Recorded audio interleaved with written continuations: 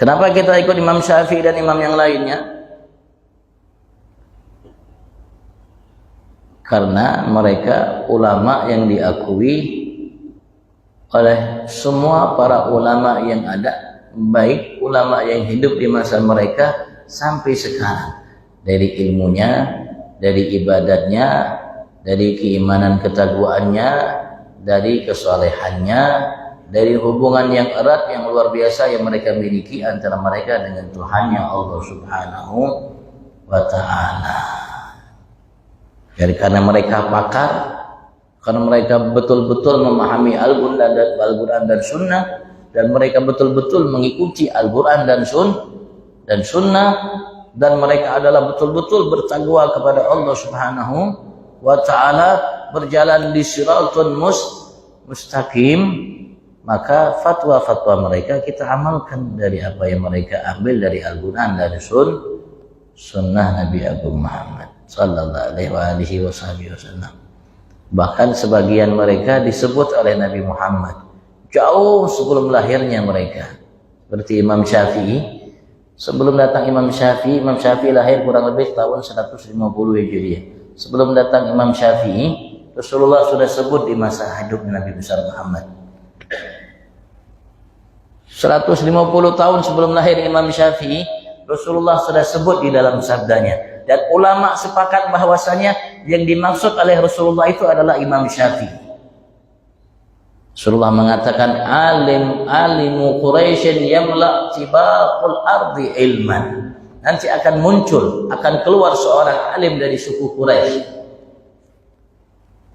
Imam Syafi'i, beliau bersambung nasabnya ke Nabi Muhammad di Abdi Manaf. Imam Syafi'i bersambung nasabnya ke Nabi Muhammad dari Abdi Manaf, sambung di Abdi Manaf, dan dia termasuk Quraisy yang akan memenuhi lapisan bumi ini dengan ilmunya. Dari masa beliau sampai sekarang, pengikut madhab yang paling terbanyak pengikut beliau, ulama yang paling terbanyak mengikuti madhab Imam Syafi'i. Dan karya tulis dari ulama-ulama madhab Syafi'i lebih banyak daripada ulama-ulama dalam madhab yang lainnya. Dari dulu sampai sekarang, pengikut madhab Imam Syafi'i jauh lebih banyak daripada ulama madhab-madhab yang lainnya, dan ulama-ulama dari pengikut-pengikut Imam Syafi'i jauh lebih banyak daripada ulama-ulama yang mengikuti madhab yang lainnya.